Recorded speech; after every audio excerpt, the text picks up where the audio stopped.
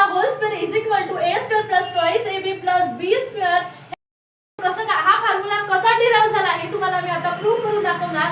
तर बघा याची LHS काय आहे, LHS is equal to a plus b चा स्क्वेअर. आता आपल्याला काय करायचं आहे की LHS प्रूव्ह करून दाखवायचा आहे.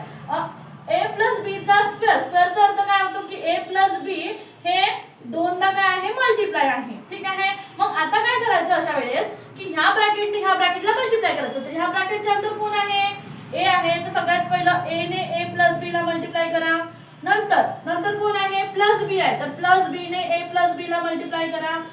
तर बघा आता काय करायचं, a into a plus a into b plus मग काय b ने ह्या ब्रॅकेटला मल्टिप्लाय करा. b into a plus b into b. ठीक आहे. मग a इंटू a काय होते, a square. a into b ab plus b into a, याला ab लिहा किंवा ba लिहा सारखंच आहे. आणि b इंटू b काय होते, b चा स्क्वेअर. मग बघा b ab आणि हा ba, हा एक आणि हा एक किती होते, प्लस 2ab प्लस b चा स्क्वेअर. झाले आपली RHS ग्रुप.